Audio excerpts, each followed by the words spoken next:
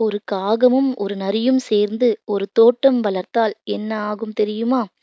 ஒரு அழகான காடு அருகே காகம் மற்றும் நரி நல்ல நண்பர்களாக இருந்தார்கள்.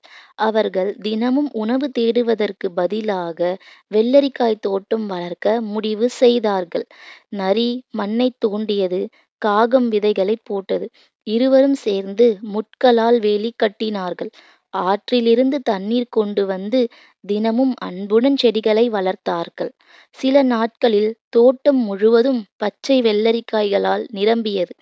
ஆனால் ஒரு நாள் பெரிய மழை பெய்தது. ஆறு வெள்ளமாகி தோட்டத்தை சுற்றிவிட்டது.